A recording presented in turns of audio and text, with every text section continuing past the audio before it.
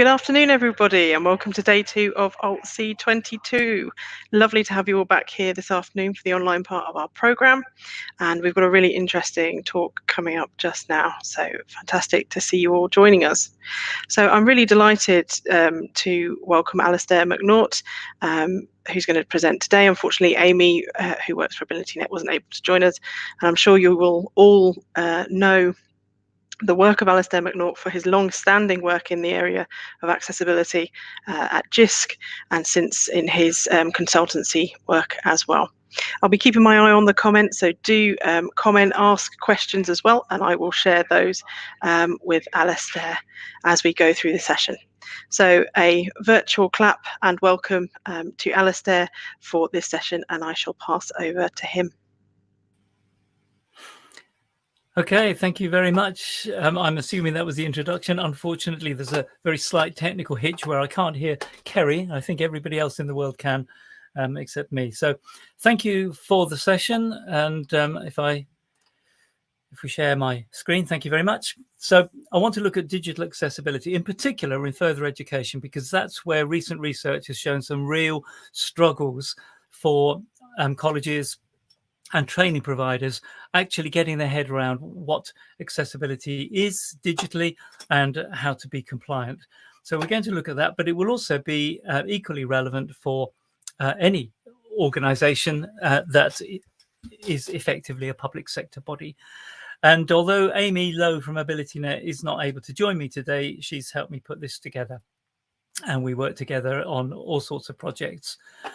So I'm going to start by defining digital accessibility, and I don't want to define it in terms of technical standards because that doesn't actually help people. Yes, we need to know about them ultimately, or some people in the organization may need to know about them. But for the purpose of today, we talk about using digital tools to maximize the learner's experience. We're talking about employing those tools in a way that minimize unnecessary barriers and that maximize opportunities for personalization, productivity, independence. Basically, who would not want their students to be able to have the digital competencies to be able to manipulate the resources they've got to make them more comfortable, easier to read, more productive? That's something we all want, but unless you get it right in terms of digital accessibility, it may not work. So I want to look at what I call the onion of accessibility, the nested layers that you have to get right in order for the learner to have a really predictably good experience. And as long ago as 2010, Ofsted noted that good teaching itself really benefits inclusion. It's not that inclusion or accessibility is a tag on. And Ofsted noted that where the best teaching was seen, the need for additional interventions was reduced, and specialist disability staff and so on could give more support to those that needed more help. So it was about removing the barriers through good teaching. So good teaching is in itself an inclusion approach, but the good teaching needs to go through these three areas: the platform, how they find things, how courses are designed, the resources that they use, and whether those documents, those videos, those presentations are equally accessible to all your learners, and the activities that they do. It's great to have a little Kahoot quiz or something like that, but if there are people with slower processing speeds or people with motor difficulties who just find it harder to press the right button, you might end up testing something that you have no idea that you're testing. You're testing their speed. You're not testing their understanding. And that can result in some real issues. But even when you have all those three layers perfect and things working really well, there's an additional layer on top, which is on the platform or on the resources or on the activity and the little tool that I'm using to engage with my students. Can they see it comfortably? Can they change the magnification, change the colors or the contrast if they need to? Can they navigate by keyboard or by touch or by mouse? Can they skip over repetitive bits if they're navigating by keyboard so they don't have to go through your entire VLE menu every time they move from one VLE page to another? Can they go down a really long document, whether it's a PDF or a Word document? Can they go down by pulling up the navigation pane or pulling up the bookmark pane and instantly clicking on a heading that's 3/4 of the way down the page, but it's the one that they really need, instead of having to read through reams and reams of pages in order to get to the bit that's relevant? Will it work with text to speech or a screen reader? And if it's just a scanned PDF, an image of words, then it probably won't. Does it rely on them hearing, seeing the way that you do, or reacting in a specific time frame? So those are the issues that accessibility, digital accessibility, seeks to address. It's that layer on top of good teaching and good pedagogy. The problem is, and I have a theory that one of the real problems in accessibility gaining traction in the FE sector is because the FE is so good at one-to-one support, at the traditional paradigm of, okay, you need help, you need text to speech, you need support in picking out key ideas, or you need different colored backgrounds. That's great. Come to us. We've got a team of people dedicated to helping you. We are the ladder experts. You experience a barrier, we'll give you a ladder to get over it. But that's not a great paradigm. It's not a sustainable paradigm because it results in no institutional learning. So the big questions we should ask is, well, why doesn't the resource work with text to speech? We should be asking, well, if the student's having difficulty picking out the key ideas in a really long document, why is there no heading structure that would allow them to see instantly how all those ideas and those headings and subheadings nest together? And if the students need a different colored background, well, why are you using a format that doesn't let you change the background colors? And those are the sorts of things that we want to begin to address. That's ultimately the rubber hits the road part of good accessibility practice. It's about a new paradigm of, I called it here, accessibility maturity. I don't think I should. I think I should be calling it a new paradigm of digital maturity, because it's about staff digital competence. All the documents you create embody good accessibility practice. It's about student competence and student consistent expectations. They know what level of accessibility they can expect with any document or any presentation you create them, or anything that's online on your VLE. And it's also about communication, because the real world is messy. Real technology is messy, and some things are more accessible than others, but there's nothing that's perfect that's out there. So it's when you know that some of your systems, like your Kahoot or your Mentimeter or your Padlet, when you know some of them may not work effectively with some users' assistive technology, that doesn't mean to say you won't ever use it. It may mean that you use it, but you communicate to the students so that anybody that would have a difficulty can let you know in advance, because they know that there's a likely issue there, and then you can offer workarounds. So from a staff perspective, it's about that better communication, that better practice, and that better service level standard that your students can guarantee that their content will be basically accessible. But from a student point of view, if your content has good accessibility built into it, the students can then personalize it in all sorts of ways and be more productive.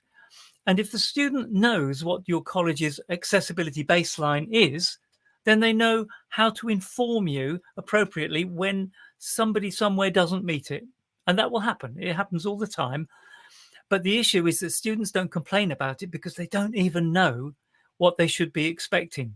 So students knowing who to go to and what to expect makes a big difference in terms of digital competencies and digital maturity.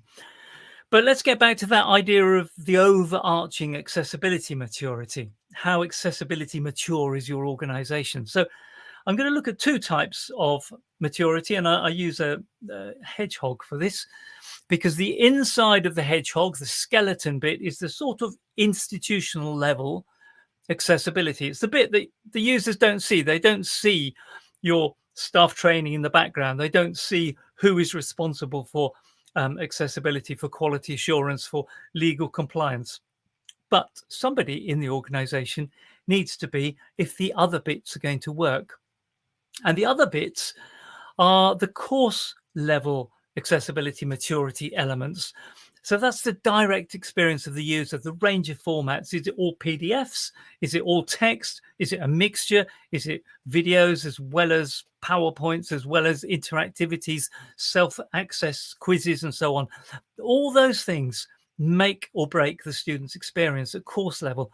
And at course level, and I've looked at probably about 70 different courses across maybe 50 organizations as part of my work. At course level, I can tell you they are really spiky profile, which is very apt for the hedgehog.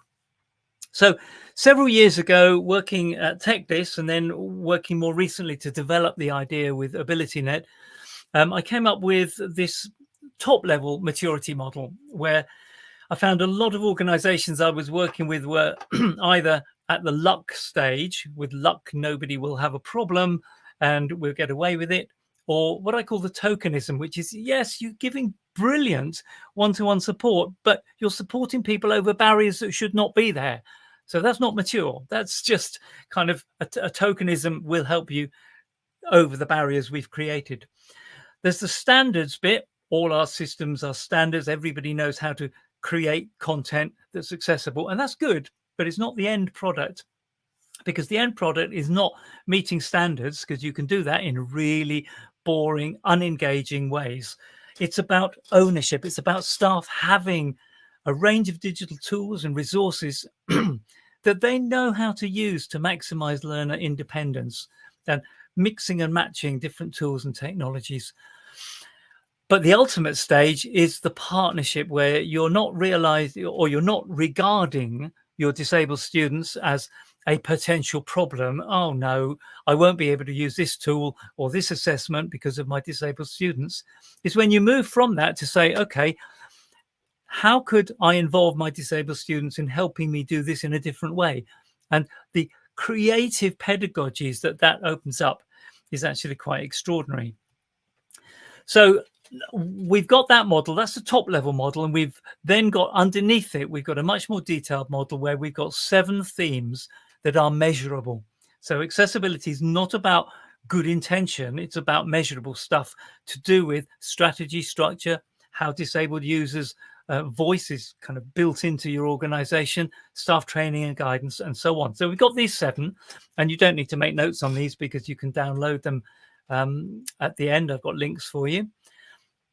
And here's an extract from that. We've got a fully interactive version we use when we're working in depth with clients, and then we've got this Creative Commons version, which doesn't have the weighting, but it still has all the questions in there, and it's basically the same overall template, but it's one that you can use on your own. So you could download that. I'll give you the link will be there in a moment. I don't know if I can put links in the chat. If I can, and they can go to everyone, then I'll do that. Or maybe Kerry could do that for me in a bit when I put the link in.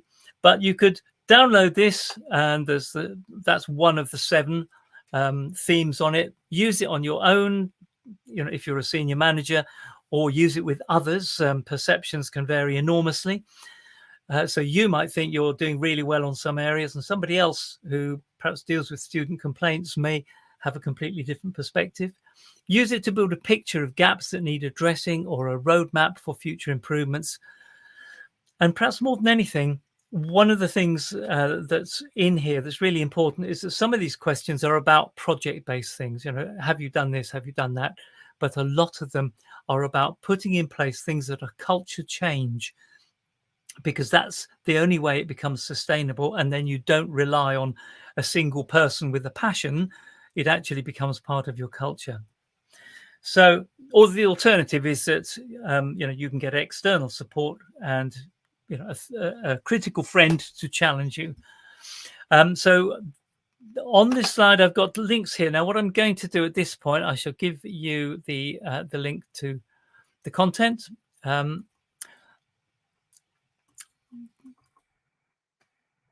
If I pop this in this text chat, and again, I'm not so familiar with StreamYard, so it may be that Kerry, I'll put it under comments. Okay, I'll put it under comments, except I can't see how to add it under comments. So Oh, there we are. Thank you very much, Kerry. That's great. And this has got all the key links you need for the maturity version, the light version there that we talked about, and for the one I'm just about to talk through as well. So you can download that. You've got the link to the background. I'll give you the link to the slides as well, so that you can get back to those. Okay, so that's the institution level, but most of the learner's experience isn't actually directly impinged by what goes on at that level. It's affected by what goes on in terms of the teacher's awareness. It's about the course design, the resource creation, the pedagogical practice, and so on. So we have a separate model, and again, I'll give you a link to that in a moment. Well, in fact, it's on that link we've just had. It's kind of down near the bottom. And this is looking at courses. Now, it's 10 themes, and again, it's about things that are measurable. So is there evidence of live quiz use, for example? Because that's actually a really good accessibility benefit. It really helps people with mental health issues, people struggling with anxiety, not sure if they're keeping up with the class, people with short-term memory issues who aren't quite sure if they've understood what they should have done or remembered it. So simple things that we do every day as teachers actually translate into really important accessibility elements for supporting disabled students. So there's a whole list there, and if you look down those, many of those you'll think, oh, actually there's a bit of that in Universal Design for Learning, or there's a bit of that in the Lorillard model of conversational frameworks, ABC Learn, those sorts of things. And we've actually mapped that. I'll come to it in a minute. We've mapped it to a wide range of other frameworks, so you can see how it all fits in. But what we're focusing on is these areas because they involve both the resources element and the organization element, as well as the human element. And that holistic approach to accessibility is really important. It's not about throwing a whole bunch of technical standards at people and saying, oh, those are the standards, get on with it. This is not about that. It's about information giving, navigation, orientation, support, reliance, community building, confidence, metacognition. That's what accessibility translates to. And that's why it's such a fantastic opportunity for further education colleges, because it is about what most colleges are passionate about. So there's some examples there of what we mean by information giving, the accessibility information. Do you tell them how accessible your Word documents are? Do you tell them in advance about your curriculum content, that actually everything online is just a Word document, that monoculture? Or do you say, no, we use a whole range, and we do that for good pedagogical reasons, and which is also accessibility reasons. So those are the sorts of things, and you'll be able to see all the details, the support, self-reliance. You see all those questions if you then download that. I'll show you that. Well, it's on the link you've just had.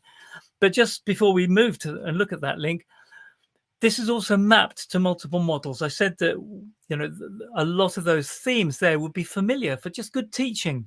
And so we've mapped each part of our 10 different themes. We've mapped across to give you examples of where it fits the Blackboard Exemplary course program, or the CAST Universal Design for Learning, or the ARCS model, or any of these that you may or may not be familiar with. So the point is, what I want to do through this session is really encourage you that accessibility is not an alien, exotic thing. It's something that many of your staff would already feel really familiar with, but they just don't necessarily know the additional layer that we talked about right at the beginning, so that it's not just, wow, great pedagogy, great resources, great activities, but it's also, and they all work in a predictable way that allows a student the kind of agency to change things as they need, to listen to it instead of reading it, to magnify it, and it will work without having to scroll left and right and all that. So again, we've got an example here. I can show you at the module level. This is the actual live one that we use with organizations, where there's waiting for the different elements, because some things have a bigger kind of maturity, sustainability element than others, and some things are harder to achieve than others, so they should weight more in the scoring. And as you go through that, deciding whether you agree, disagree, slightly agree, mostly agree, it will automatically calculate out your badge and tell you. No, that one's got some bits missing. Sorry, I thought that was the one I wanted.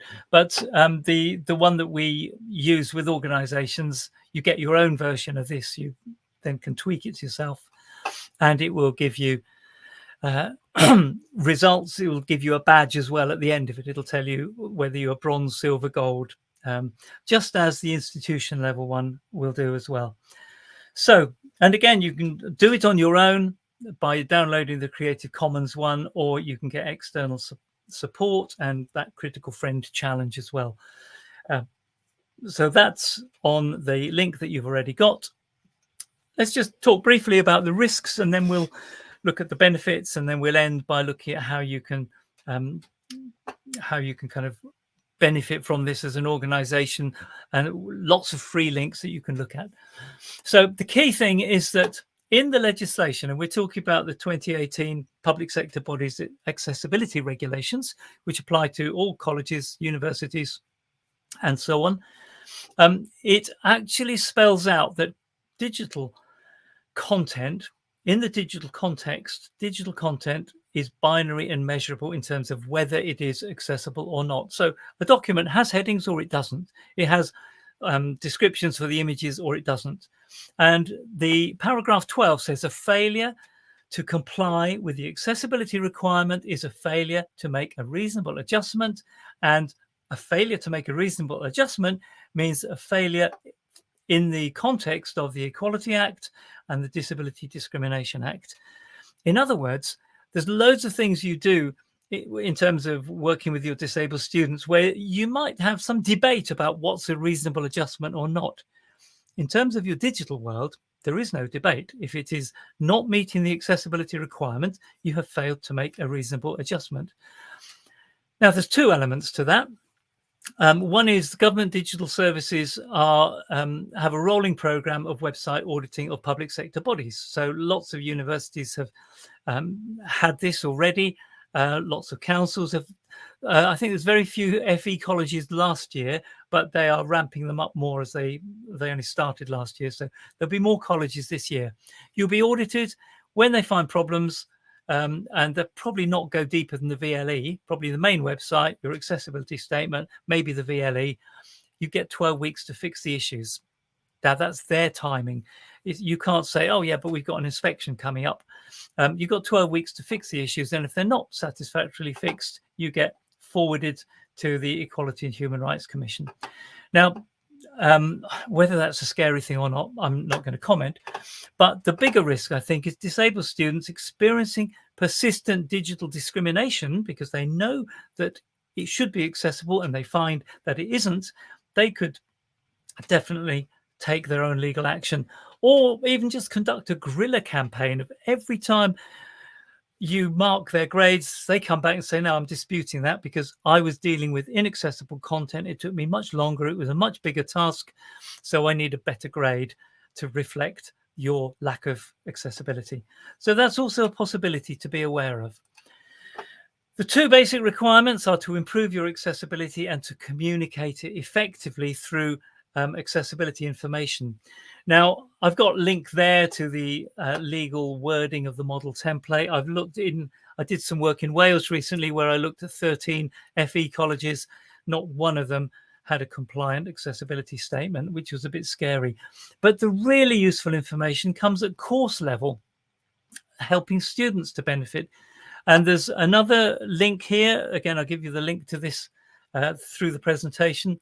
That sample template gives you a sort of model that you can use to just build a course level accessibility template. It's got all the things that a perfect accessibility course might have, and you just delete the bits that don't apply to you. So it's a really quick and easy way of starting to have some accessibility information for your students and beginning to think through what you could use yourself. So in summary, good teaching and learning is that onion of experience, the platform, resources, activities, plus the ability to personalize it in those different ways. It's a legal requirement. It's an institution-wide responsibility, so it has to be owned from high up, and it's got benefits for everyone. There's some really useful resources from the Education Training Foundation, from their Enhanced platform, and I've got links to a load of accessibility specific webinars there. The Association of Colleges have got at least 2 sections in that Creating a Post-COVID Strategy with accessibility. I wrote one of them. Another colleague wrote one on assistive technology. There's free courses from Ahead Ireland, accessibility for managers and for teachers, free resources from AbilityNet, Sculpt guidance. That's some great free, simple guidance with videos on getting started on the main things. And just what I'd like you to do now, if I can get you that, just want to fill in your planned actions from this, and I'll give you the link to the resource and to this.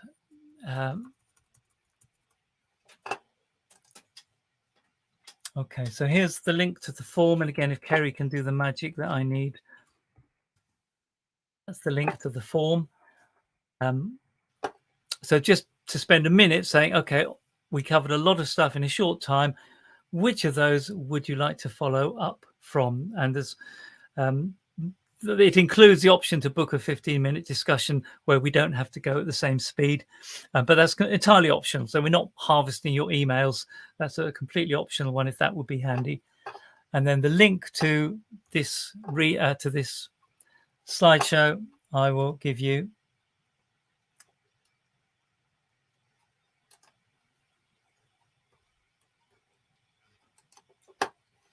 And that is also in the chat here. And hopefully Kerry can do the magic to get it into the comments.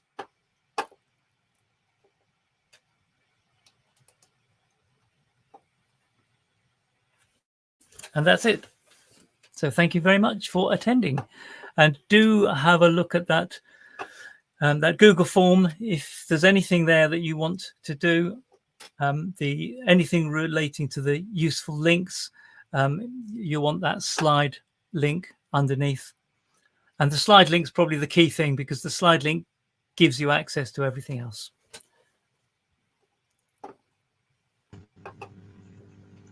Thank you so much, Alistair. A virtual clap from everybody who's watching as well, I'm sure. If there are any questions or any comments, do just pop them into Kerry the chat now, because I can't hear whether Kerry's talking. So. Just let Alistair know that I've just asked for questions, and we can add any to the screen as well. And I'll just show him your appreciation as well by showing him all the lovely messages. Also, if you want to have a look, obviously there are other links here as well, but I've also shared Alistair's link to the slides in the Discord as well, if you want to go and have a look at those afterwards. So just a big thank you again to Alistair for everything that he's done this afternoon, and to Amy, of course, who wasn't able to join us. And oh, there's a comment. Let's see. Just a nice thank you message. Thank you, Jessica. So without further ado, I shall finish this session. If you want to, you can also ask Alistair or pass any comments to Alistair as well in our Discord channel.